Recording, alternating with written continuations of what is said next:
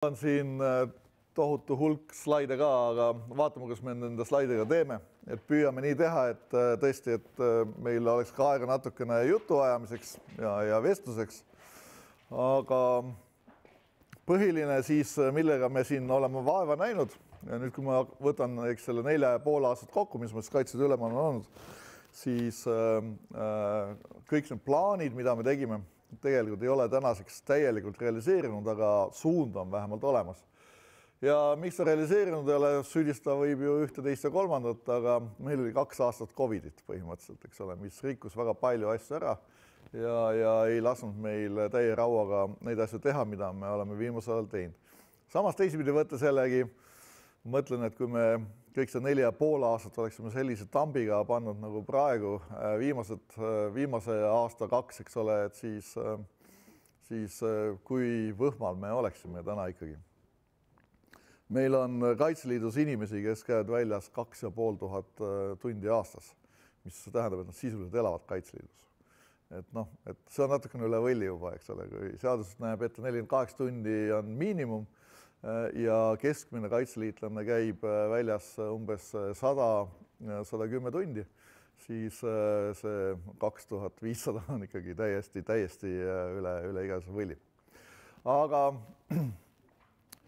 räägime Kaitseliidust, räägime sellest, mis on meie kõige suurem ühisosa, ehk siis tegelikult maakaitse, mille osas tegelikult meid nii painatakse kui ka meid kiidetakse. Ja laidetakse ka mõnikord, sest see, mida meilt ootab ennekõike Kaitseministeerium ja Kaitsevägi, on just nimelt see vägi, mida siis nimetatakse maakaitseks.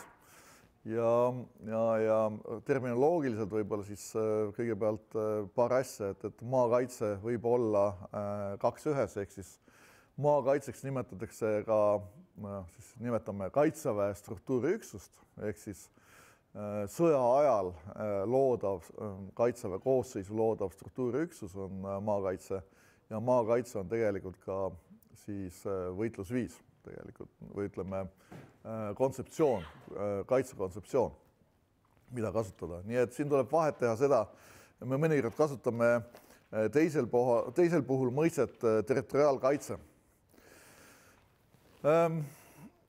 Ma alustan ühest slaidist, mida te ilmselt olete kõik näinud ja mis on minu jaoks nagu ääretult tähtis. Ja ma arvan, et kui me saame sellest aru, mida see tähendab ja kui me saame aru kõigi nende 3 komponendi ühisosast ja tähtsusest, et siis me oleme mõistnud tegelikult seda, kuidas on võimalik siis sõda võita, kui nii võib öelda. Põhimõtteliselt on niimoodi, et meie kõige suurem probleem on tihti see, et me pöörame tähelepanu ainult sellele füüsilisele komponendile põhiliselt.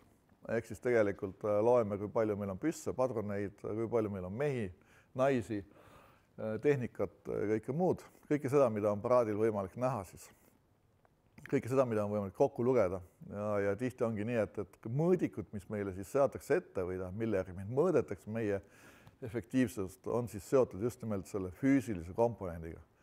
Ehk siis see on see, kui palju tunde te väljas käite, mitu inimest väljas käib, kui palju osaletakse õppustel, kui palju on relvastust, varustust, kui palju on tehnikat ja nii edasi, sellised asjad.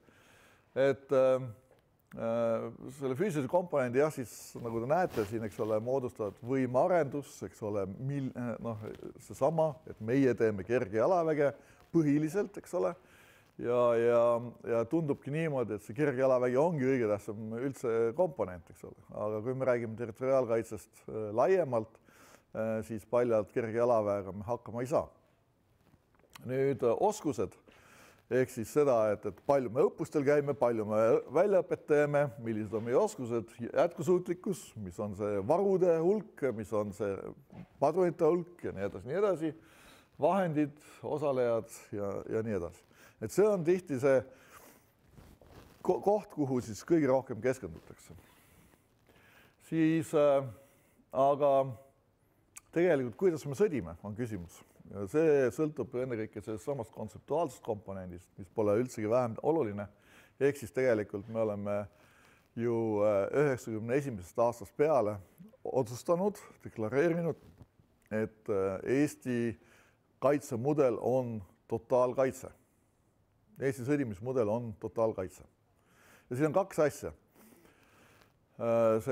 Kaks sõnapoolt. Üks on kaitse ja teine on totaal. Kaitse tähendab mida? Kaitse tähendab seda, et põhimõtteliselt me ei lähe oma piiridest välja, me kaitseme oma maad omal maal, oma inimesi ja maad omal maal. Mis tähendab seda omakorda, et kannatab, peame olema valmis kannatama selles sõjas rohkem kui vastane. Meie maal toimub see, meie infrastruktuuri hävitatakse, meie inimesi tapetakse, meie vett ja põlde solgitakse. Me peame olema selleks valmis ja see tähendab seda, et ei piisa sellest, kui me kontseptsioone teeme ainult kaitseväes. Kontseptsioon peab olema üle rahvuslik ja seda peab ka inimestele tutvustama.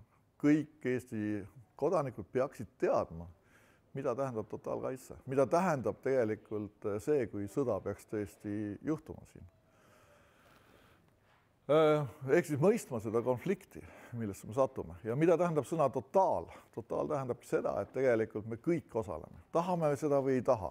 Ja kaitse puhul ei saa olegi teist võimalust kui totaalne kaitse, sellepärast et kaitsesõjas ongi kogu rahvas on sõdi pool. Me näeme seda Ukrainas, eks ole, et tsiviilohvrid täpselt samamoodi nagu sõjaväljal mehed langevad, samamoodi on seal tsiviilohvrid, tsiviiltaristus saab pihta, rünnataksegi tsiviiltaristut ja nii edasi. Vastane, kes ka meie vastu tuleb, on see sama, kes on täna Ukrainas sõdib. Järelikult ei ole mingit arvamust selleks, et ta kuidagi teistmoodi sõdiks, kui ta peaks siia tulema. Nüüd see üldrahvalik vastupanu filosoofia on ääretult tähtis, mida on vaja välja kujundada. Täna on meil ikkagi veel natukene selline nõukaaegne pärand, kus me kipume ütlema seda, et ei, sõjapidamine on ainult sõjaväe ülesanne. Igat igat üksikut asja teeb ainult vastava ala eest vastutav, eks ole. Ei, evakuatsiooniga tegeleb ainult Päästeamet ja päästetöödega tegeleb ainult Päästeamet. Ei, sisejulgeolekut ja korda tagab ainult politsei. Ehitame oma üksikuid silotorne ja omavahel väga sidet ei pea. Et tegelikult on üldrahvalik vastupanu filosoofia on seotud sellega, et me kõik oleme valmis igal pool kaasa olema ja tegutsema. See on väga oluline, me mõistaksime, et see ei ole nii, et kui näiteks ütleme nendest piirkondadest, kus vastane võitleb või on juba võidenud, aga mis ei ole tema kontrolli all, näiteks et me sealt toome ära Päästeameti ja politsei. Meil on vaja neid seal hoida. Meil on vaja kõiki toetus- ja tugiteenuseid seal hoida, sellepärast meie inimesed elavad ka seal edasi. Või et evakuatsiooniga tegeleb ainult Päästeamet, eks ole. Ei ole nii. Evakuatsiooniga peame me kõik olema seotud ühte või teistpidi. Keegi peab saatma, keegi peab vastu võtma, keegi peab korraldama liikumist ja nii edasi. Kõike seda peab toetama siis seadusandlusreeglid konflikti ajal, ehk siis olete kuulnud, et praegu menetluses siis seadus, mis siis peaks korraldama kriisi ja sõja aega ja selle seaduse üks suuremaid probleeme on jälle sama silotornide probleem tegelikult natukene. Ja kus siis sõda käsitletakse ühe kriisina ja vähemalt see versioon, mida mina olen näinud, oli selline. Ja tegelikult see juhtimine toimub igas ametkonnas igal pool eraldi. Sellist ühtset juhtimist nagu väga ei ole. Väljaõppe ja arendustegevus peab seda kõike toetama, ehk siis tegelikult me peame keskenduma selleni, et mitte ainult väge ei õpetata välja, vaid kõiki teisi samamoodi. Me oleme alles esimesi samme tegemas selles, et omavalitsustele, teistele asutustele ja nii edasi ka selgitada nende rolli sõjas tegelikult. Ja kolmas komponent, mis on üldse selline natuke tabu teema, on see sama moraalne komponent, mis räägib siis motivatsioonist, ühtsustundest ja moraalsetest väärtustest. Mis meid motiveerib tegelikult Eestit kaitsma? minule on selge, mis mind motiveerib, eks ole, aga mul tuleb aeg-ajalt vestelda inimestega, kes ütlevad, et mina selle riigi eest küll sõtta ei lähe, eks ole. Ja see riik, meil ei ole valida, on see riik või on vaenlase riik. Kolmandat varianti ei ole tegelikult. Nii et nii või naa, ükskõik kui frustreerunud ja kui solvunud me oleme valitsuse, poliitika ja kõige muu peale, riiki meil teist ei ole, on see sama. Siseasjad tuleb ise korda teha, aga seda riiki peame me kaitsma igal juhul.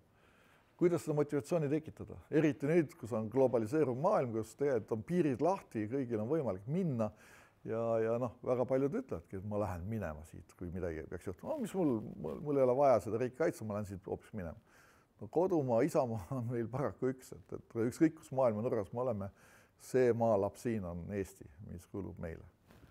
Kuidas me seda selgitame? Kuidas me seda tõstame, seda motivatsiooni? Eriti praegu, kus meil on põlvkond üle läinud, ehk siis järgmine põlvkond, mind õpetas selleks minu vanaisa ja vanaema, kes mäletasid Eesti esimest vabariiki. Mina sain neilt selle tunde, aga kes meie lastele annab selle edasi. Sest nende vanaisad, vanaemad tegelikult olid nõukaaegsed, eks ole. Ja meie oleme jällegi, ütleme siis pehmalt natukene, eks ole, oma laste kasvatamises, sest see on nüüd moes. Ühtsustunne. Õnneks eestlastel on ühtsustunnet ikka kõvasti olemas, et me küll võime siin vihata üksteist ja armastada ainult seda naabrit, kes tõesti elab mäe taga ja võimalikult kaugel, eks ole. Aga tegelikult, kui olukord keeruliseks läheb, siis me ikkagi lööme kokku, paneme seljad kokku ja ikkagi oleme väga kõvad tegijad tegelikult. Seda me oleme läbi ajaloo olnud alati ja ma arvan, et see on ka üks põhjus, mille pärast Eesti rahvas on üldse alles jäänud, võrreldes siin võib-olla mõne suurema rahvaga, mis on kaduma läinud. Ja moraalsed väärtused, et moraalsed väärtused meile näiteks ei sobi idalikud moraalsed väärtused, sest need on teistsugused väärtused. Ja veelgi enam näiteks ütleme, meil on tõsine probleem Venemaa moraalsete väärtustega, sest meile need ei sobi. Kuigi me oleme olnud ju nendega seotud siin 50 aastat okupatsiooni ajal, aga tegelikult meie väärtused on pigem euroopalikud, eks ole, Euroopast pärinevad. Ja me peame seda arvesse võtma, et meie moraalsed väärtused on teistsugused ja me peame neid moraalseid väärtusi kindlasti kaitsma. Nüüd, miks ma seda räägin, on see, et Kaitseliit on tegelikult, Kaitseliidu üks põhiülesandeid on see moraalse komponendi kasvatamine. Ja see on kusjuures nii huvitav, kui see ei ole, on Kaitseliidu seaduse paragrahv 2, kus räägitakse Kaitseliidu eesmärgist, siis Kaitseliidu eesmärk ei ole ju tegelikult mitte niivõrd sõjalist jõudu anda, vaid tegelikult riigi või rahva kaitsetahet kasvatada ja suurendada kodanike valmisolekut kaitsta Eesti riiki ja põhiseaduslikku korda. See on see põhieesmärk Kaitseliidul. Ja see on väga oluline, et me seda nagu meeles peaksime igal sammul, sest meie surve tõttu ja muude asjade tõttu kogu aeg keskendume sellele, et me teeme ainult püssimehi põhiliselt juurde.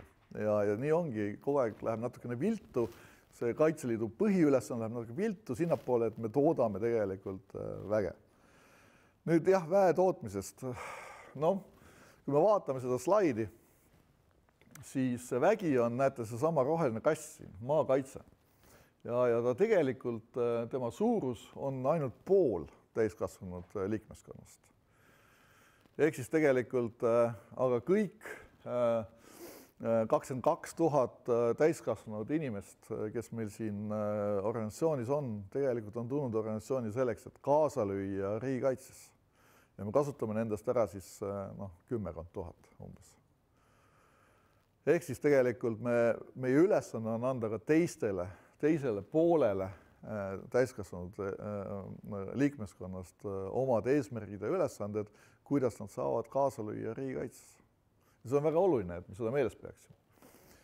Ja selgituseks veel seda, et me peame aru saama seda, et Kaitsevägi täna räägib väga palju maakaitsest, aga maakaitse on siis Kaitseliidu baasil põhiliselt loodav vägi, mis läheb siis tõesti sõjal Kaitseväe koosseisu. Ehk siis tegelikult mis sest, et nad kannavad põhjakotkast endiselt käise embleemil, siis nad on tol hetkel kaitseväelased.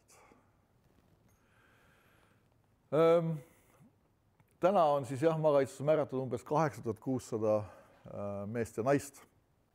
Potentsiaali on meil 10 500 ja me ei saa kuidagi sellest küürust üle miskipärast. Et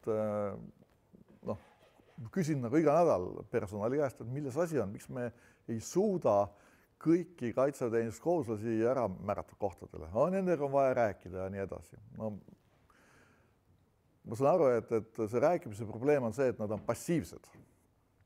See ligi 3000 on passiivsed Kaitseliidu liikmed, kes ei käi väljas.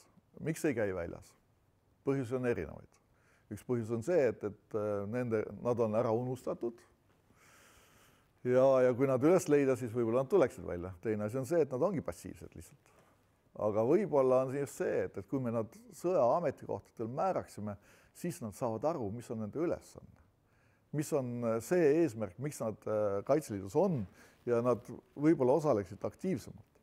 Sest mis on meie põhiline ülesanne Kaitseliidus, on ju see, mida me tahame saavutada, on ju see, et iga Kaitseliidu liige, iga mees ja naine teaks, mis on tema funktsioon kriisi ja sõja ajal. Ja see ei tähenda seda, et kõik peavad olema määratud ametikohtadele sõja ajal. Ei tähenda seda. See tähendab seda, et iga inimene teab, milleks on ta valmis ja kus teda võiks kasutada.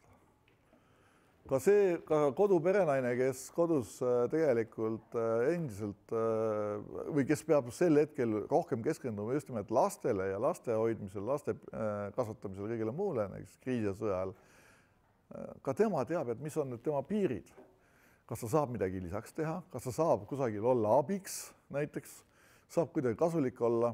Ka see on see võimalus tegelikult osaleda või panustada Kaitseliidus.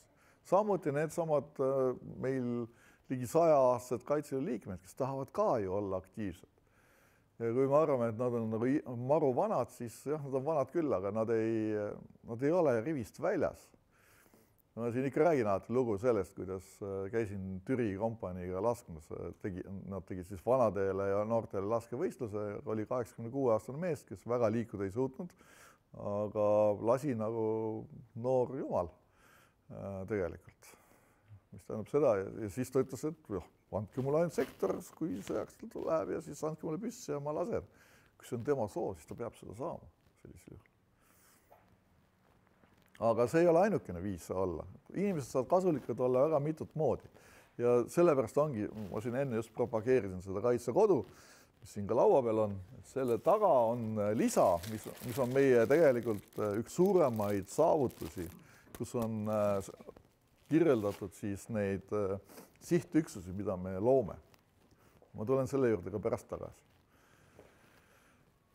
Et Kaitseliit on siis mitme sõjavõime peamine ressurss tegelikult. Ei ole ainult kaitseväe ressurss, vaid on ka mitme muu valdkonna ressurss. Ja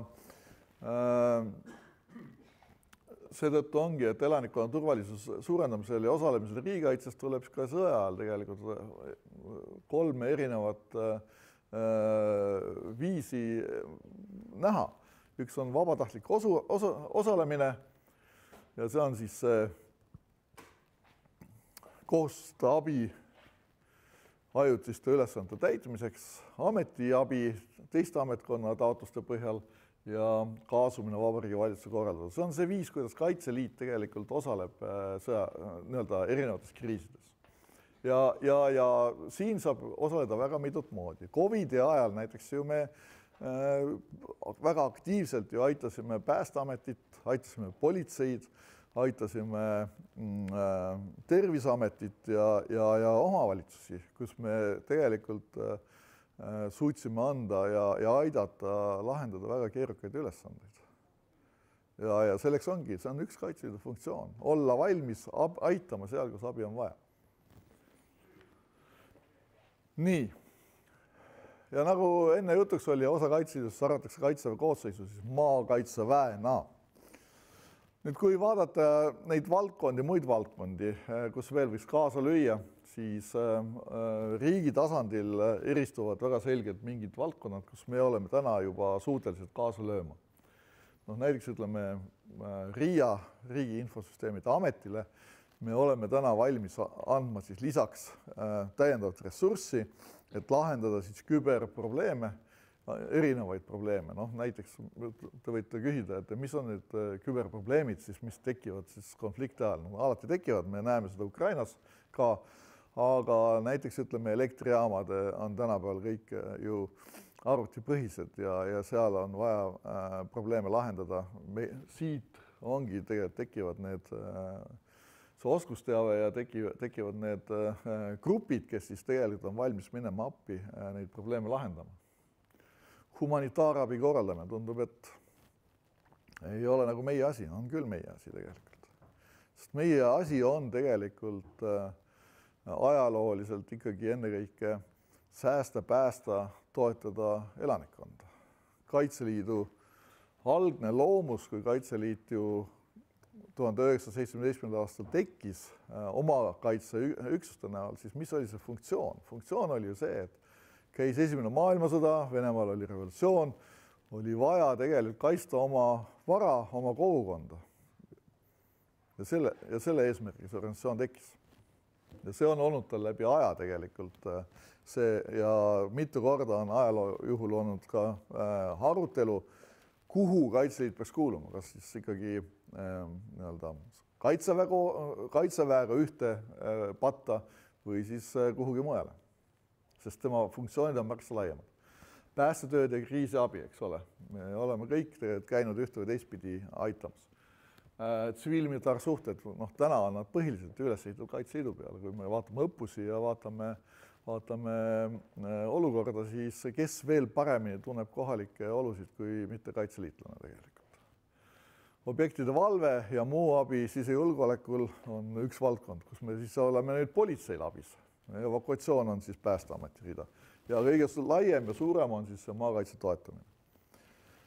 Et kuna ma pidin täna rääkima põhiliselt maakaitsest, siis ma keskendun võib-olla järgnevalt rohkem sellele maakaitse toetamisele, aga lihtsalt seda, et meil on terve põld on asju ees, kus me saame kasulikud olla riigile ja seda teha. Ja veel avastamata valdkondi veel päris palju. Selle sügise õppuse ussisõnade ajal näiteks see oli siis Võrus, Võru Vesi on selline organisatsioon vist olemas, asutus olemas, kes siis avastas tegelikult seda, et jah, et tegelikult on üsna palju probleeme, mida oleks vaja lahendada kriisi ja sõja ajal ja nad alles avastasid Kaitseliidu enda jaoks. Nad olid väga aktiivselt, toetasid Kaitseliidu kohalikku malevat ja sellepärast nad nägid, et sellest ütleme, malevast on neile kasu. Valvamiseks, objekti kaitseks, eks ole, taristu kaitseks ja muudeks asjadeks. No, üks selline valdkond on raudtee kindlasti, mis on tegelikult strateegilise tähtsusega. Täna me ei ole raudteeles üldse tähelepanu pööranud, samas me teame seda, et raudteeteenistus on väga õhukene ja võib-olla on see ka valdkond, kuhu me peaksime siis kaitseliitlasi näiteks õpetama peale. Nii, et 3V kontseptsioon on siis see, millest me oleme kogu aeg lähtunud viimastel aastatel, on siis võitlejad, võimendajad ja võimaldajad ja sellest on juttu ka selles samas lisas, mis siin Kaitsekodu vahel on. Aga et siis aru saada seda, millest me räägime, on siis seesama võitlejad on ikkagi seesama maakaitsevägi, eks ole, põhimõtteliselt. Ja võimendajad on siis need, kes tegelikult toetavad riiki laiemalt ja kaitsevõimet laiemalt, aga kitsamalt siis seda maakaitseväge, sest maakaitse vajab sellisel, ütleme, totaalkaitse ja territoriaalkaitse doktriinide puhul toetust ja võimaldajad on siis tegelikult see kohalik elanikkond, kes on üllatus tegelikult ikkagi meie suhtes ääretult tolerantne ja toetav. Noh, me kasutame territoriaalkaitse mudelit ja see on siis, elu on näidanud tegelikult, me oleme seda püüdnud hoida läbi aegade, aga siin, nagu te teate ise ka, on siin vahepeal olnud siis olukorrad, kus Saaremaa mehed on pidanud minema siis Kirdesse sõdima ja sellist risti-rästi üksuste saatmist on olnud. Täna on ikkagi põhiliselt oleme me seal, kus territoriaalkaitse puhul või siis maakaitse puhul, Kaitseliidust loodavate üksuste puhul need üksused jäävad paikseks, vähemalt kaitseringkonna piires. Et olude sunnil oleme me küll, hoiame veel püsti lahingkompaniisid, eks ole, millel on oma logistiline võimekus ja muud sellised, sellepärast meil on valgeid laike kaardi veel päris palju veel. Meil on alasid, mis on tühjad, kus meil ei ole tegelikult üksusi, Kaitseliidu kohalikku üksust, seetõttu, et lihtsalt inimesi ei ela enam paljudes kohtades. Piiriäärsed piirkonnad on ikka väga tühjad. Ja seetõttu me peame hoidma siis üksusi, mida on siis vajaduskorral tuleb ümber paigutada punktist A punkti B, aga need kõik peaksid jääma tegelikult siis ühe kaitseringkonna piirides. Ja territoriaalkaitse puhul me kasutame siis 3 sellist mõistet. Esimene on siis asümmeetria, teine on siis mittelineaarsus ja 3. on siis väikeüksuste taktika. Need on need 3 asja, mida me siis räägime, millest me räägime. Asümmeetria tähendab siis ennekõike siin antud juhul seda, et me peame tundma vastast hästi. Me teame tema käitumist, tema mudelit, kuidas ta sõdib, kuidas ta kavatseb tegelikult oma operatsioone läbi viia ja vältida tema tugevusi. Toon näite. Näiteks me teame seda, et vastasel on üldjuhul alati ta paneb suurt rõhku, ütleme, tema oma puudus isikkoosseisust ta kompenseerib oma suurtükiväe ja õhuväe võimekusega. Ehk siis seda, et ta pommitab rohkem, kui siis ütleme, mõned teised teeksid. Selleks, et kompenseerida oma puudujääke siis sellest 3-kordsest ülekaalust rünnaku puhul. Ja kasutab siis raske tehnikat, kasutab tanke, kasutab, eks ole, soomukeid palju ja muud sellist. Nüüd tema eesmärk selle juures on siis see, et ta eeldab, et me sõdime üsna samamoodi nagu tema. Ja tema eesmärk on meid siis sundida, fikseerida kusagil maastikul, kontsentreerida meie üksused, ehk siis, et me kaitseme mingit kaitsesõlme näiteks ja siis ära pommitada nii palju kui võimalik ja hävitada, eks ole. Hävitada siis võimalikult suuri üksusi, koondatud üksusi väikestel maa-aladel. Meie vastus sellele asümmeetriline lähenemine on see, et me peame vältima sellist sõjapidamist. Ehk siis tegelikult nüüd see sama hajutatud lahingutegevus või mittelineaarne sõjategevus, need siis ongi tegelikult vastuseks sellele sümmeetrisele või niisugusele tavapärasele manöörsõjapidamisele, kus kasutatakse siis suuri üksusi koondatult sõdimisel. Ja seetõttu me peamegi siis käituma selliselt, et me väldime tegelikult vastase tugevusi ja kasutame, pigem otsime nende tugevuste kõrval tema nõrkusi ja ründame just nimelt nõrkusi. Mis on nõrkuseks tema, ütleme, mehhaniseeritud ja tugeval üksul on tema logistika näiteks, eks ole. Mis on tema nõrkus võib veel olla, eks ole, on kõigil ründajatel on nõrk, moraal on nõrgem tavaliselt. Ja otsime veel teisi erinevaid neid nõrkusi. Nii, mittelineaarsus tähendab siis seda, et kui tavapäraselt me siis, ma tulen selle juurde tegelikult tagasi.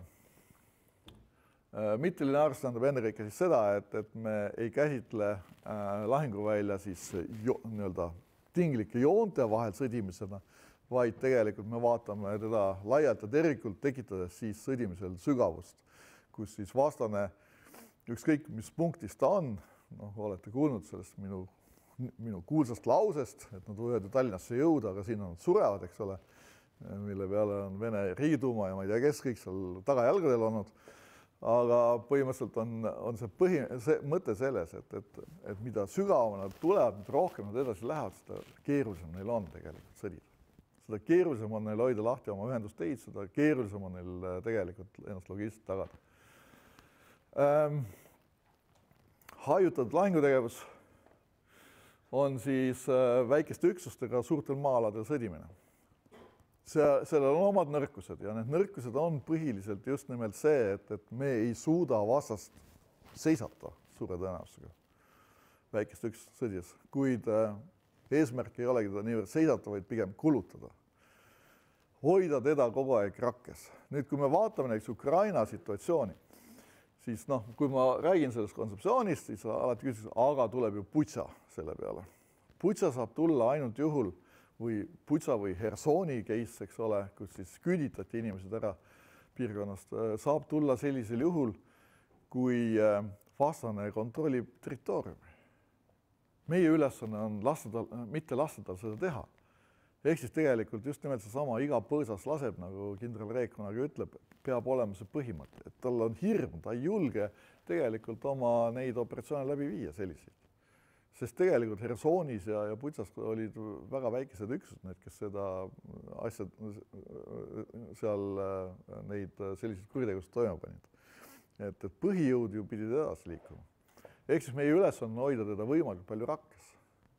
Teine asi, mis on see, et sellist väikeüksuste taktikaga on võimalik, kui efektiivselt vastast kogu aeg hoida rakkes, siis tal ei ole võimalik hakata ehitama omal kaitseliine, nagu praegu on need Ukrainas, millest on ääretult raske läbi minna. Sest kui ikkagi iga põõsas laseb, siis ei ole võimalik selliseid asju teha normaalselt. Aga selleks peab olema efektiivselt ja aktiivne see väikeüksuste taktika ja väikestest kasutamine. Ja meie häda on tihti see, et me oleme küll väga võimekad, aga väga passiivsed kasutamaks seda. Siin on julgust vaja, siin on vaja julgust, aga julgus eeldab seda, et meil on jällegi kogemus selle asjaga. Ja kus on kõige suurem probleem tavaliselt tekib just nimelt selles vastasest lahti rebimises. Seal on see koht, kus kõige rohkem tegelikult me kaotame tavaliselt oma üks. Seda tuleb treenida näiteks. Aga me tuleme selle juurde pärast tagasi ka. Ja selle kõige puhul on just nimelt see planeerimine on see, mis paneb kõigel selle aluse. Alt üles planeerimine. Mitte ülevalt ei öelda seda, kuidas täpselt peavad allüksused käituma, vaid see allüksus ise peab nagu tulema selle lahendi peale, kuidas ta käitub, sest tema tunneb oma vastutusala kõige paremini. Tema teab, mis seal on saada, kuidas seda kasutada, tema teab maastikku, tema teab infrastruktuuri, tema teab oma jõude, ta teab oma meeste võimekust, milleks need mehed võimelised on. Ainult tema saab tegelikult õieti planeerida oma tegevust. Ja seetõttu tuleb suurt rõhku panna just nimelt allüksuste, rühma pealike, võib-olla isegi jaopealike tegelikult ettevalmistamisele, selleks, et nad oleksid võimelised iseseisvalt operatsioone ettevalmistama ja läbi viima. Toetusvõrgustik ilma toetusvõrgustikuta pikalt sellist sõda ei pea. See on ääretult tähtis, et meil on olemas oma süsteem, mis tegelikult toidab. Ukrainas võitlejad ütlevad seda, et ütlesid praegu on asi keerulisem natuke, aga esimestel kuudel ütlesid nad seda, et me ei tea, kust toit tuleb, aga iga päeva saame sooja toitu. Sellepärast, et kohalik võrgustik tagastada. Aga toit on ainult üks, aga kõik majutamine, logistiline toetus, transport, laod ja kõik see muu asi, seda kõike on võimalik tegelikult võimendajate abiga luua. Ja võimaldajad on need, kelle käes on tegelikult ressurss, mida saab veel täiendavalt kasutada. Räägime sellest lineaarsest ja mittelineaarsest. Siuke juurdunud arusaam sõjapidamisest on selline, et meil on olemas siis faasijooned ja siis kui vastane edasi liigub, siis põhimõtteliselt justkui oleks kogu territoorium, mis sinna faasijoonetest tahapoole jääb, tema avangarjas olevatest üksusest tahapoole on justkui võetud territoorium. Ja mida edasi ta läheb, seda rohkem see võetud on. Et see on see juurdunud arusaam. Et mida meie väidame tegelikult siis selle mittelineaarsuse puhul on see, et tegelikult vastane liigub mulli sees. Ta tegelikult ei kontrolli ala, vaid ta kontrollib ainult seda kohta füüsiliselt, kus ta üksus on. Ja kui ta edasi läheb, siis seda keerusem tal on ja kui tulevad siis nii-öelda teise ešeloni üksused, siis neil on samamoodi on tegelikult see tuleb neil taas ja taas võidelda, eks ole, meie üksustega. Noh, lihtsalt üks Ukraina kaart, mida võib-olla mõned on näidanud, on siis, no see on kusagil mingi, ma ei mäleta, kas 1,5 kuud peale sõja algus või umbes niimoodi. Noh, või natuke vähem isegi. Ja see on siis pilt, mis siis, kuidas seda siis kujutatakse. Lineaarne kujutus on see, näete, Vene väed on jõudnud nii kaugele, kõik on võetud puha ja nii edasi, eks ole, käivad siis operatsioonid juba Kiievi ümbruses ja kõik see territoorium, mida seal näete, on kõik juba võetud. Aga kuidas pilt tegelikult välja nägi? Muhvigi neil võetud oli. Ja tänu sellele tegelikult esimeste kuude jooksul Vene vägesid löödi. Sellepärast, et Vene väed olid ainult teedel ja Ukraina poolel oli liikumisvabadus kõikjal kõrvalteedel ja väljaspool teid. Ja läbi selle tegelikult nad kasutasid, tegid oma mobiilseid, selliseid killer hunter tiime ja nii edasi. Ja ei olnud üldse mitte regulaarüksused, vaid olid just nimelt maakaitse ja vabatahtlikud, kes siis käisid ja killisid, tegid neid varitsusi ja hävitasid Vene tehnikat teede peal. See on tegelikult pilt, mis on. Ja kui vastane liigub edasi, siis ongi selline pilt ja see on see võimalus, meie võimalus. Ehk siis tegelikult antud juhul Ukraina territoorium on endiselt puutumata, ainult teed on vastase kontrolli all. Ja see loob tingimused, kus siis tegelikult on võimalik külades ja piirkondades endiselt Eesti riiki ülal hoida. Ja see ongi meie ülesanne. Mitte öelda seda, jah, see on kõik võetud territoorium, ei ole võetud territoorium, vastane ei kontrolli seda territooriumit. Meil on väed seal, üksused seal, kes siis oma asju teevad. Väga oluline on siin ka see, et me tegelikult sunniksime oma valitsusi ja teisi asutusi samamoodi jääma alasse ja koos meiega tegutsema. Sest läbi selle me tegelikult ju hoiamegi ju vaba Eestit tegelikult selle ala peal. Ja kui on vaja, siis tuleb viia lahingualadest välja, aga ega meil ei ole tohutu suurt, ma ei tea, meil ei ole ütleme, Lvovi oblastit või Lvivi oblastit, kuhu inimesi evakueerida, ega tohutu suurt tagalat. Meil tuleb kohe meri vastu ja ühel hetkel oleme kõik Haapsalus koos ja ei olegi, ja kuhu edasi evakueeruda. Me saame inimesed viia lahingualalt välja, aga tegelikult nende huvi on ka ju koju tagasi pöörduda nii kiiresti kui võimalik on. Ja meie ülesanne on tegelikult luua need tingimused, et nad sinna kodu tagasi saavad. Selleks peab olema jällegi väga hea süsteem üles ehitatud, mis eeldab jällegi nende samade võrgustike olemasolu, millest siin läbi aegade on räägitud, mis on need samad sihtüksused, millest selle jutuks on nii edasi. Üksus, mida me kasutame, LAKO, lahingkompaniid, te kõik teate, eks ole, see on lihtsustatud mudel, põhimõtteliselt on siin siis 3 komponenti, tavaliselt on võitlev komponent, ehk siis jalavägi, kui me nii võime öelda, on olemas mingisugune lahingutoetuskomponent, miinipüljad, tankitõrje ja muud sellised asjad, ja on olemas siis tagalatoetuskomponent. Ja miks seda vaja on sellepärast, et neid üksusi me saame ümber paigutada. Neid me saame tegelikult saata siis nendesse kohtadesse, kus on siis vaja nagu üksuse kohalolekut, eks ole, on vaja, on sobiv maastik, ütleme, selliste sõjapidamiseks või lahingute pidamiseks, aga samal ajal ei ole meil seal, eks ole, piisavalt jällegi paikset territoriaalkaitset.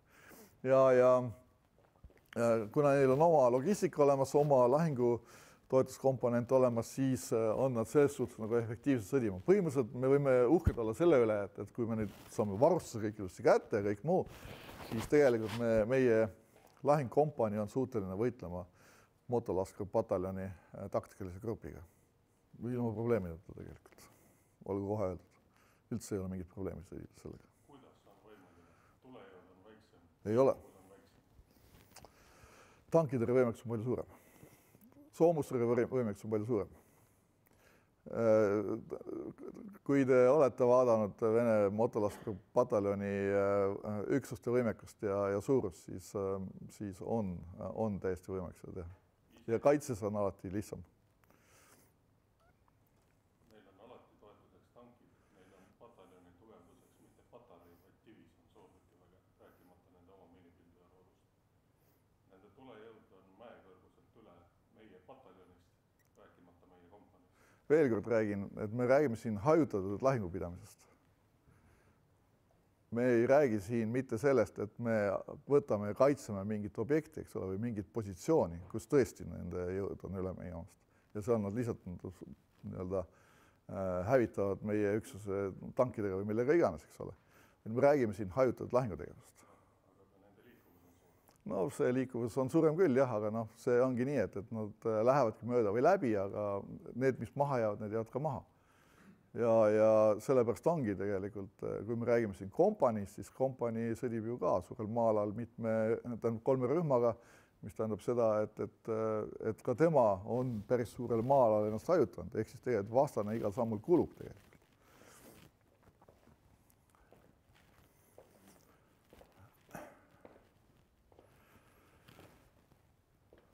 Et selline suurusjärk Spike installaasasid ja Karl Gustavid, nagu meil saab lõpuks olema nendes lahingkompaniides, ei ole vastasel mitte midagi sinna vastu panna tegelikult.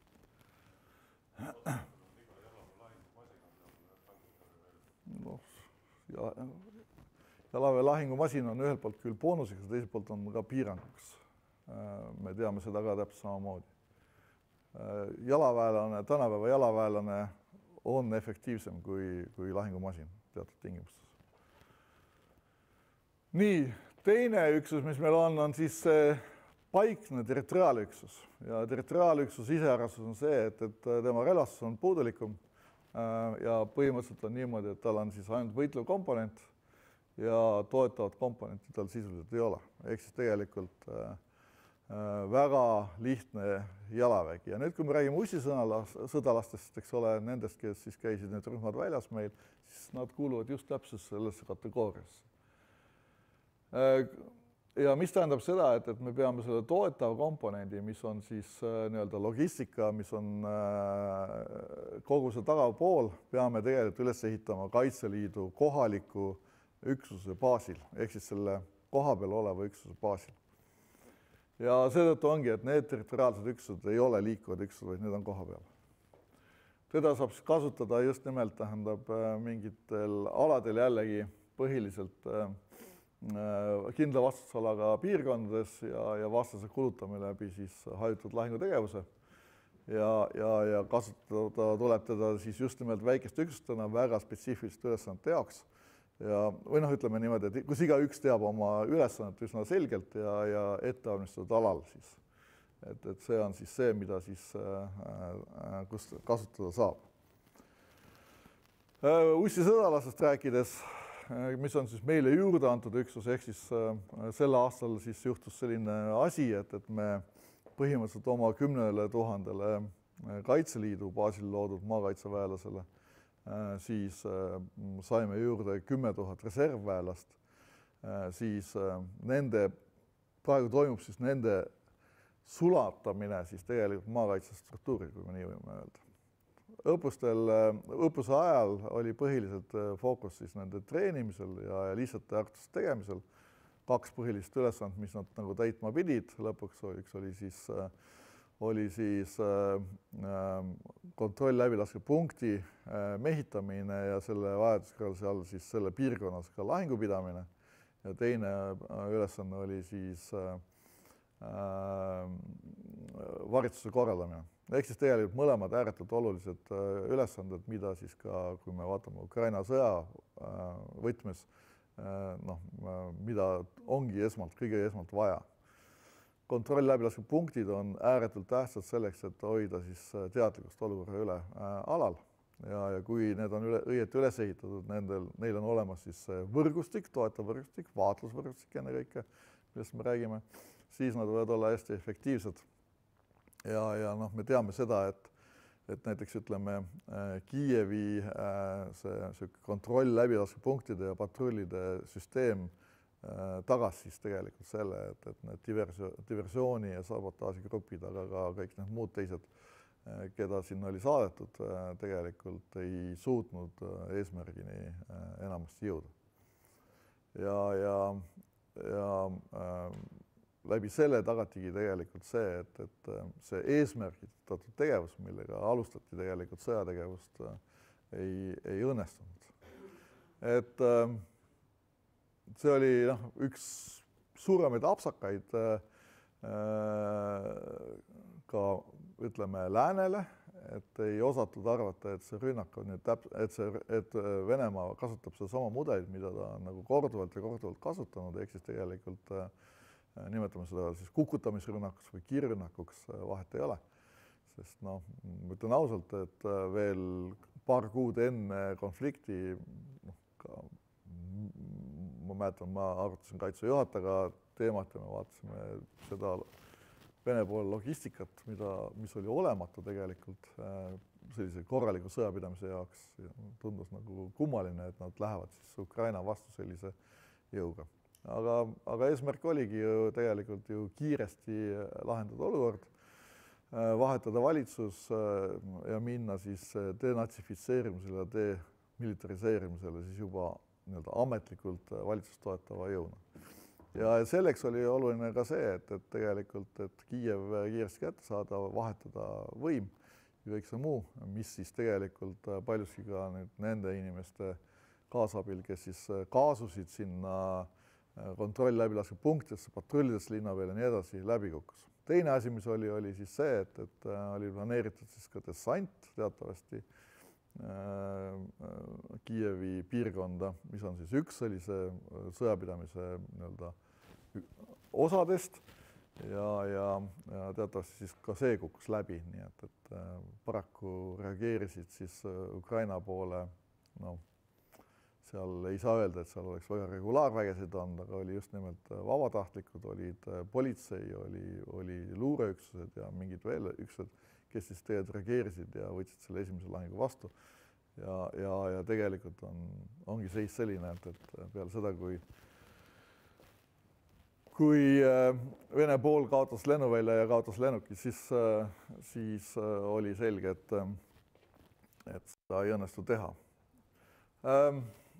Nüüd ussisõdalast rääkides, siis üllatav oli see, et need mehed, kes siis õppekoolmusest olid ääretult positiivsed ja üsna kiiresti tegelikult omandasid need oskused, mida neile õpetati õppuse käigus. Ja mudel siis tegelikult, mida me näha tahtsime ennekõike nende integreerimiseks, on siis siin toodud.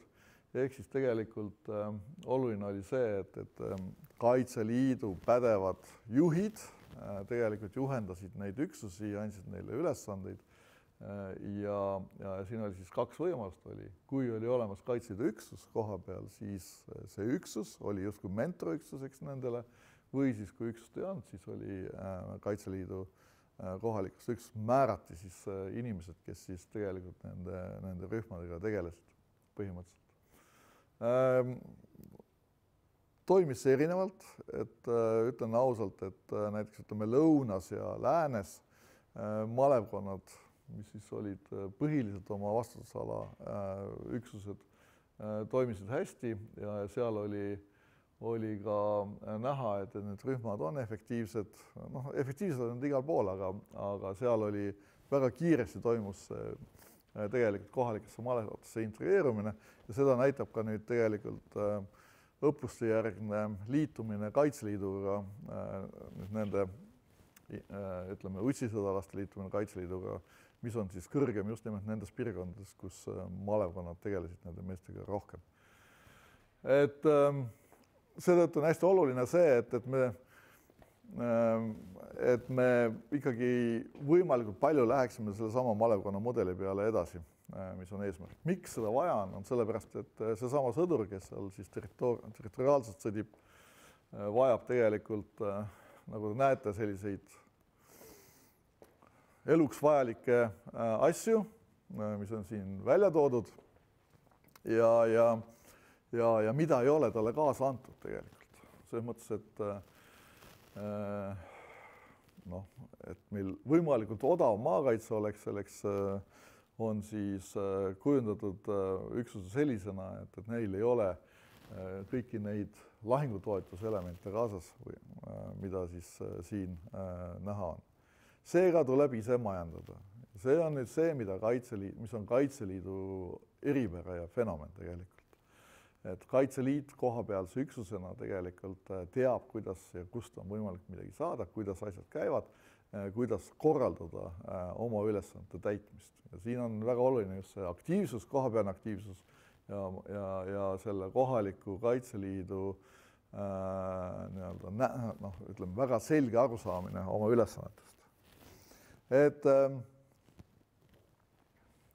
lihtsalt üks selline malevkonna operatiivkaart tõin siin suvaliselt välja, ma võtsin kaardi alt välja, jätsin ainult punktid peale ja ärge püüdke seal väga lugeda, aga see põhimõte nagu selles, et iga malevkonna pealik peaks omama sellist ülevaadet, mis on kus olemas, kus ta plaanib mingisuguseid operatsioone teha, kuhu ta kavatseb panna näiteks vaatlusvõrgustiku, kus ta saab majutada inimesi, kus on võimalik rajada siis ajutised meditsiinipunktid, meditsiinikohad, kus ta saab vajalikud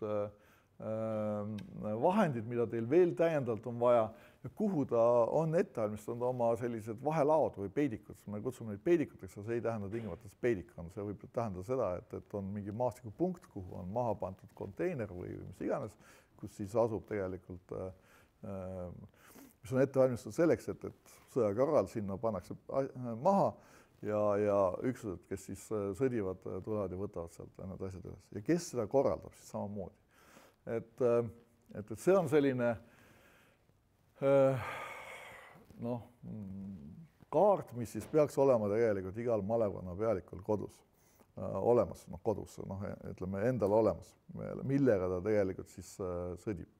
Sest hajutatud lahingutegevuse puhul on ääretult tähtis see, et sa isegi, kui sa pead liikuma punktist A punkti B, siis sa teed seda võimalikult väheste vahendite ja kuludega. Ka see näiteks, et mõnedes kohas ongi laskemoon, lõhkeaine, ütleme, miinid, asjad on juba ette ladustatud selle koha peale, kus sa kavatsed lahingut järgmisena pidada. Isegi võib-olla relvasüsteemid on juba ette ladustatud näiteks, kui see võimalik on. Selleks, et seal siis hakkama saada ja asju teha. Et kui mehed tulevad siis kõige minimaalsemate asjadega, et nad ei pea nende lahingukohtade vahel liikuma siis kogu oma tohutu varustusega, vaid liiguvad ainult sellega, mis neil vaja on ühes või teises kohas. Ja hajutatud lahingutegevuse põhimõtted on siin siis selle slaidi peal toodud. Ja oluline on siis see, et me oleme valmis võitlema mis tahes vastasega tegelikult igas olukorras, oleme valmis kohe lahingusse minema, nii kui see vajadus peaks tekkima ja kui Eesti huvid nõuavad, siis me eskaleerime sündmusi vajadusega ka edasi. Nüüd põhilised taktikalised operatsioonid, ma siin ka pikalt ei peatu, seda olete siin saanud mitmest allikast aga see põhiline on see, et me siin räägime ikkagi peamiselt väikeüksuse taktikast, ehk siis tegelikult kõige tähtsam osa on jaol ja rühmal, keda on vaja kõige rohkem treenida. Ja see on ka Kaitseliidul kõige rohkem tegelikult jõukohane, sest juba kompanii treenimine on paras väljakutse tegelikult. Ja kui meil olid lahingugrupid, siis neid me peaaegu kunagi kokku ei saanud tegelikult. Seega siis ongi otstarbekas tegelikult keskenduda pigem rühma õppele ja siin on väga palju võimalik rühmale endale ära teha, ehk siis tegelikult nii rühma pealikul kui rühma liikmetel on võimalik tegelikult oma rühmas. Ja kui seal ongi väiksed erinevused erinevate rühmade vahel, siis see on kõik ainult, kuidas ma ütlen, need variatsioonid tulevad ainult kasuks, sest seal ei teki mustrit sellisel juhul väga. Et pigem ongi nii, et me peamegi sõdima võimalikult palju ilma mustrita, et me ei tee samu asju igal sammul, et vastane õpib väga kiiresti, ta omandab meie sõjapidamise põhimõtted kiiresti ja hakkab nendele kohe tegelikult vastu reageerima. ka jällegi asi, mis on nagu Ukrainast näha ilusti. Nii, huvitav, miks see järgmine sama on, aga no, nii.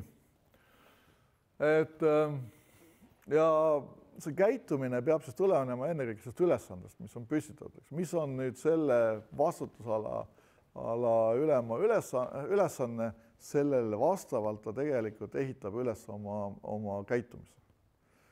Ja seetõttu ongi, veel kord rõhutan sedasama, et seesama allüksuse ülem peaks ise planeerima oma operatsioone, mitte ei öelda ülalt, ei planeerita operatsioone ette.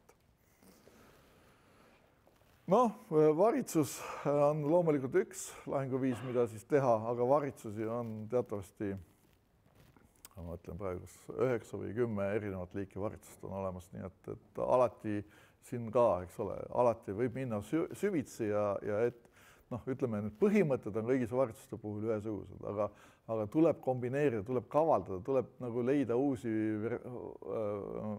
variante varitsuste puhul ja siis nad on efektiivsed. Reidid on rohkem tegelikult omased sellistele paremini õpetatud üksustele. Sest kui me läheme nagu üksuste sisse, siis me näeme, et kaitseliitlaste tase üksustes on ääretult erinev.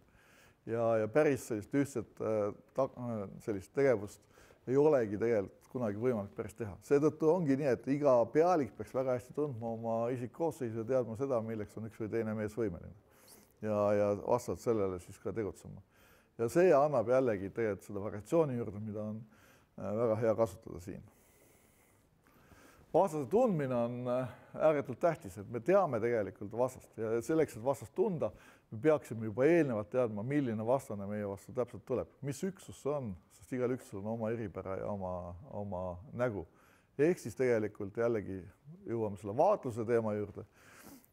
Vaatlusvõrgustik, kui nad on kompetentsed ja õpetatud või siis on seal see vahelüli kusagil vahel, kes siis nii-öelda suudab analüüsida ja öelda seda, jaa, see tegu on selle pataljoni, selle üksusega, siis juba see annab tegelikult tohutu palju informatsiooni edasi. Nii see. Okei. Lihtsalt üks mudel ja mõned on võib-olla näinud seda mudelit ka. Näiteks ütleme rühm, kes planeerib oma tegevust, eks ole, on planeerinud siin omal 2 põhilist varitsuskohta ja ära kaardistanud ka need liikumisteed nende varitsuskohtade vahel, hinnanud ka ära selle, kuidas ta aegustab vastast, et kuidas ta jõuab enne vastast järgmisse varitsuskohta, mis on ette valmistatud ja nii edasi. Aga samas on jällegi nii, et osa rühmast on need, kes nagu ei jõua nii kiiresti liikuda või mis iganes. Küll, aga nad suudavad kanda vabalt miine ja võib-olla nende ülesanne ongi minna, mineerida siis mingisugune teine koht, et vastast suunata õiges suunas. Peale selle on siis teada koht, kus siis kokku saadakse või kus alustatakse tegevust ja hinnatakse ära siis relvastus, varustus, mida siis siin antud juhul siis ka kasutatakse ja need asjad valmistatakse põhimõtteliselt ette. Nüüd et see efektiivselt nagu toimiks, on vaja siis ikkagi tagada neid samu vahendeid, millest ma siin enne juba rääkisin, ehk siis tegelikult seesama on terve rida tagamisülesandeid, mida meil täna nendel üksustel ei ole ja milleks me peame siis täiendavad võimeid looma. Ja siin on siis mõned nendest loetletud. Me näeme, et on logistikaprobleemid, on olemas siis majutusküsimused, on olemas meditsiiniküsimused, on olemas erinevad asjad, mida meil oleks vaja ja tavaliselt jaguneb see siis kategooriatesse, on siis olemas asjad, mida tegelikult ei ole võimalik saada koha pealt tavaliselt väga ja tihti on see meditsiinivahendid, raha, sidevahendid, relvad, laskemoon, miinid, lõhkeaine, transport ja kütus, mida on siis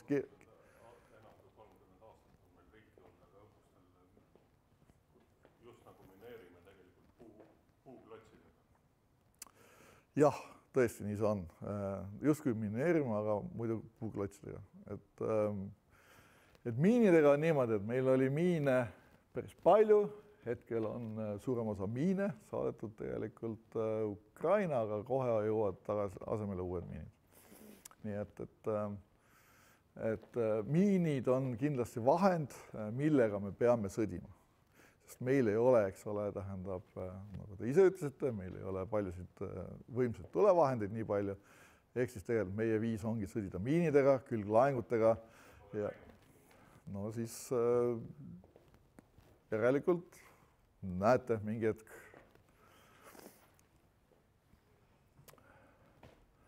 See on üks osa väljaõppest. Noh, õnneks mõned üksused on ikkagi näinud ka juba miine. Nii. Mis tähendab siis seda, et kohalik malevkond ei ole kindlasti sama asi, mis on kompanii. Me peame sellest aru saama täna.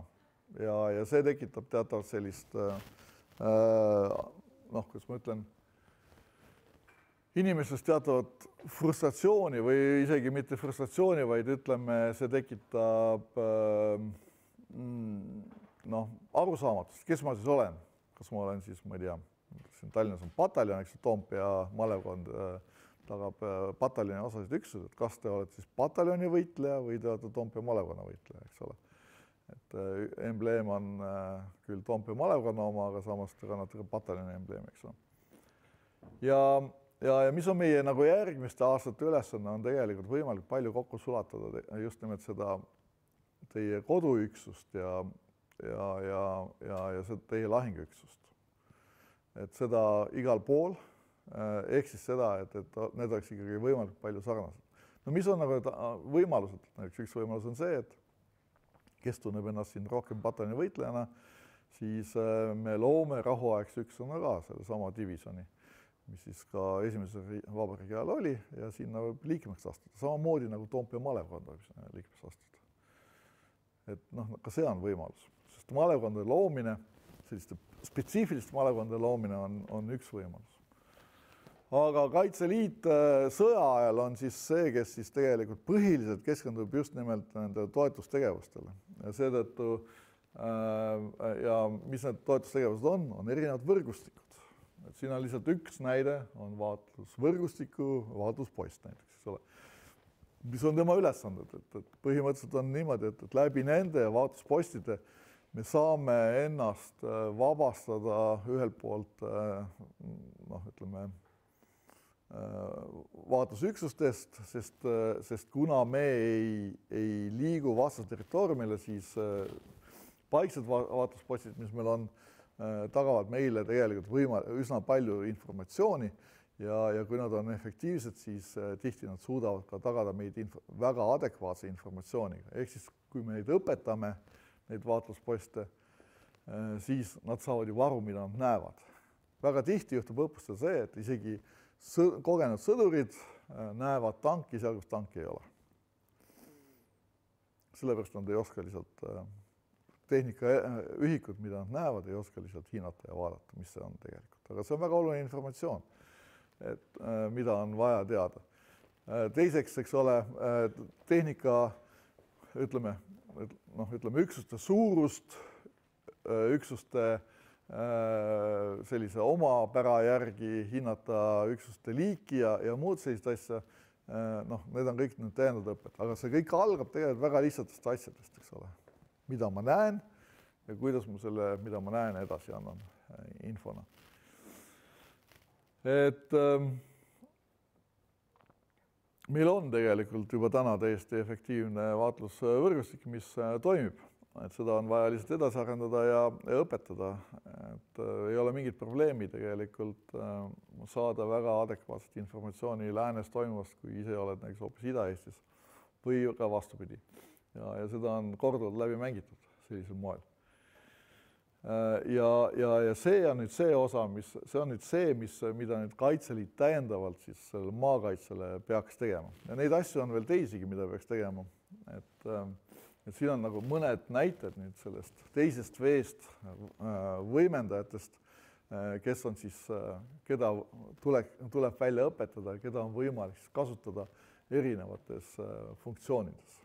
Et kui me kasutame siis seda hajutatud lahingutegevust, siis on üks suur probleem on see, et näiteks ütleme kuldse tunni põhimõte, ehk siis kus ühe tunni jooksul haavatu siis toimetatakse siis haiglasse ei pruugi toimida, sellepärast et lihtsalt vastasüksus on mööda läinud või läbi läinud ja ei ole võimalik seda haavatut ära viia. Samas me teame seda, et üle 80, ligi 90% surnutest, langenutest on need, kes on haavata saanud, aga kes pole abi saanud. Ja seetõttu on oluline see, et me mõtleme ka selle läbi, milline on see meditsiinikontseptsioon seal koha peal. Ehk siis tegelikult, kuidas me ehitame üles, eks ole. Meil on vaja tegelikult luua oma ajutised laatsaretid ja mitte siis ainult, ütleme,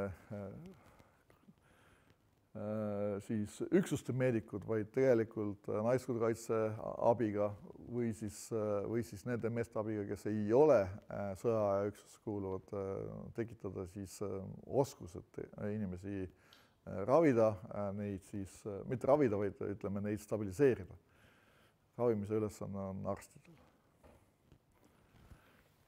Ja hoida neid elus siis seni, kuni siis nad jõuavad siis, kuni me jõuame nad siis toimetada abi saamiseks siis edasi. Aga täpselt sama toiduga, majutusega, kõige muuga on siis samamoodi.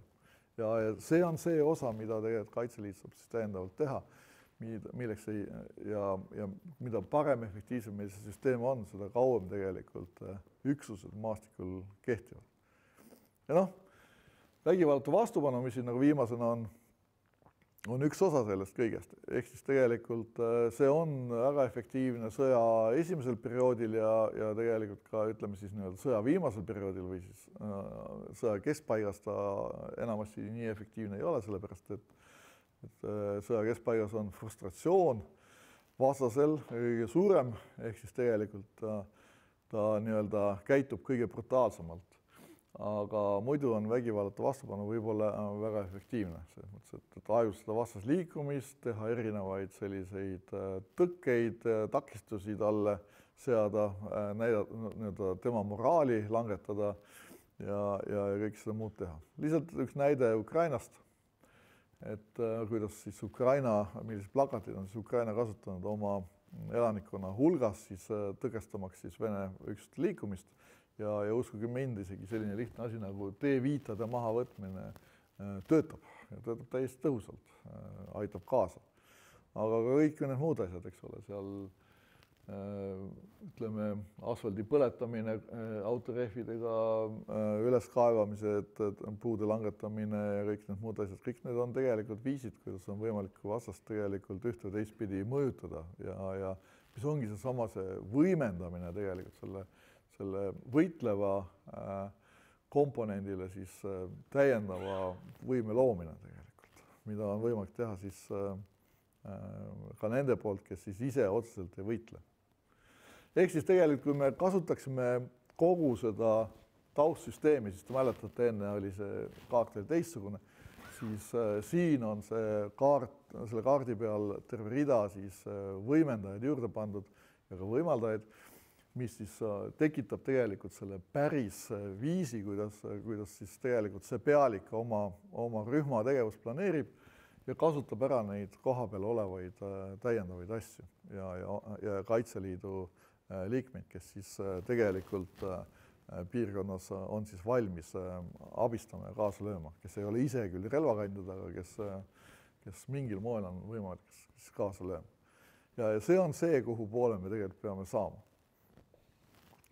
Nüüd kõik see eeldab seda, et see kohapealne üksus tegelikult, see tagav üksus on ise kompetentne ja tugev, ehk siis tegelikult väga suur rõhk tuleb selle samale malevkonna pealikule, kes siis tegelikult,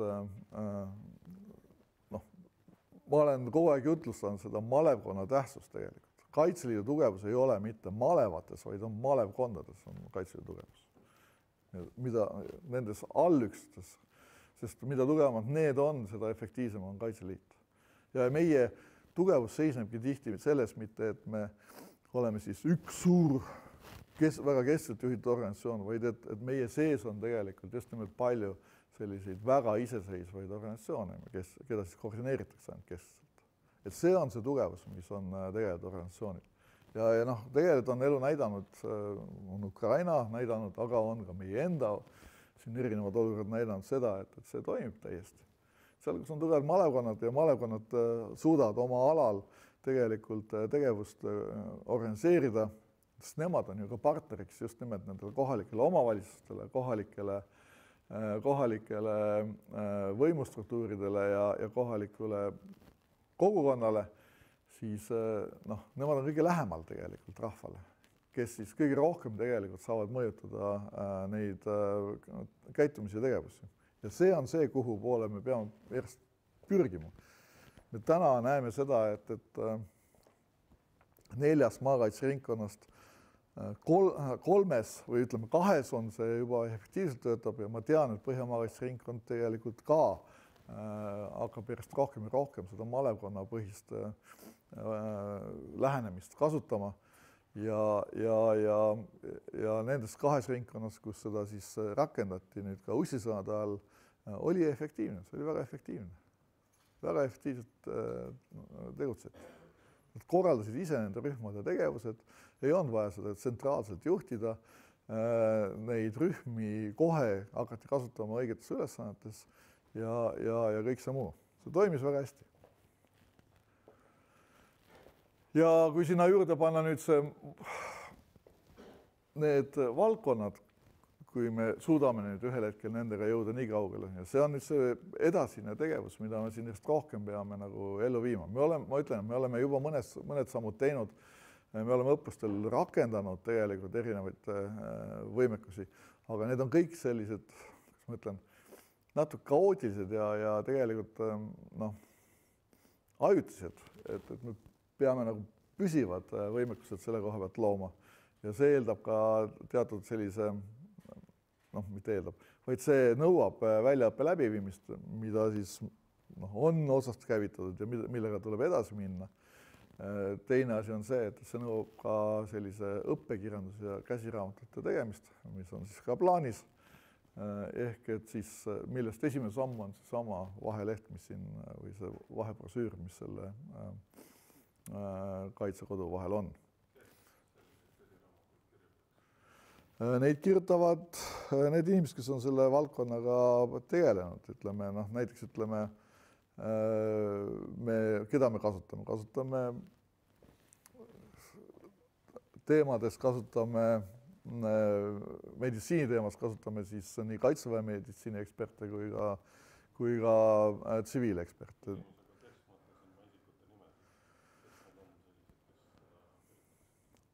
Ma olen võtnud näiteks endale ülesandeks hakata seda raamatut kokku panema siin järgmiste kuude ja võib-olla aasta jooksul. Aga sinna kaasatakse nende valdkonnade esindajad, kes on siis vastutavad tegelikult nende valdkonnade arendamise eest. Ja see on põhimõtteliselt siis, me teame, et on olemas maakaitse käsiraamat ja on siis plaanis maakaitse käsiraamatule siis teha teine osa juurde. Ja ma ei ütle seda, et ma olen selle raamatu autoriks siis tulevikus, vaid vastupidi, et ma siis otsin inimesi, koordineerin seda tegevust ja ma teen seda vabatahtlikuna muideks, ütlen kohe ära. Et me saame nagu õigete inimestega räägitud ja selle asjaga tegeletud. Sest siin on, see raamat on pigem selline praktiline käsitlus enamik sellest asjadest. Mitte niimoodi, mitte see, et me hakkame rääkima struktuuridest ja muudest asjadest. Struktuure tuleb teha tegelikult iseseisvalt, aga see räägib siis põhimõtteliselt metoodikast ja tehnoloogiast. Näiteks ütleme, toon sellise näite, et näiteks ütleme vaatlus tehnika, kuidas vaadelda vastase soomusmasinat. Ja selleks on olemas väga selge programm, kuidas seda, või ütleme, kontseptsioon, kuidas seda teha, see selgitatakse ära, et kuidas vaadata siis pealisehitusi, siis ütleme seda veermikku ja kõik muid asju. Kuidagi seotud maakaitse doktriiniga. Sellist vaatlust tuleks niikuinii õpetada kõigile kogu aeg, sõltumata sellest, millist doktriini me kasutame. Aga kas teile õpetatakse seda? Täna ei tunta tehnikat, ei osata identifitseerida. Aga ma püüdsin öelda seda, et see ei peaks olema niisugune teema, mida me mõtleme, et see on asi, mida peaks tegema kohe ja kogu aeg ja ammu juba oleks pidanud tegema. Ja kui te viitsiksite vaadata Kaitsekodus mõni aasta tagasi, siis seal on see tehnika sees näiteks, eks ole. Aga see peaks olema nagu ühiskonnas laiemalt, isegi alates koolist, kus lapsi õpetatakse. Ja alati kõike peaksid teised tegema. Kaitsekodus oli see info olemas, kuidas te oma üksuses näiteks väljaõpet oma üksuses mina muide kunagi tegin ka selliseid asju. Väga hea, tehke edasi ja julgustage teisi ka kaasa tegema. Ja ma olen täiesti nõus sellega, et seda peab laialt tegema, eks ole, aga ots tuleb kuskilt lahti teha. Ja täna on see asi, et me peame selle otsa lahti tegema. Meie probleem on täna on see, et me oleme aastaid pannud nagu ainult sellesse, et tekitada üksusi, mida meil on reservis niiga. Ja kuna me peame üles ehitama efektiivse maakaitse, mis on siis tegelikult seotud ka just nimelt selle ühiskonnaga ja keskkonnaga, siis siit tulebki see ots lahti teha. Nemad ongi need, kes tegelikult ka õpetavad seda edasi. Nii et malevkonna pealikust sõltub väga palju see, kuidas malevkond tegelikult on üles ehitatud ja seal, kus on efektiivne malevkonna pealik, kes on ka sõja ajal, saab oma ülesandest aru, seal asjad toimuvad päris hästi. Toon näiteks, kas teist keegi tuleb siin on need vabatahtlike teabepäevale ka või? Mis on nüüd 7. vist? 9. vabandust, jah. 7. on üks teine asi, jah. Et seal näiteks Põhja-Tartumaa malevkonna pealik ilmselt räägib siis sellest, kuidas ta siis on oma asju üles ehitanud näiteks. Et väga efektiivne koht on Põhja-Tartumaa näiteks.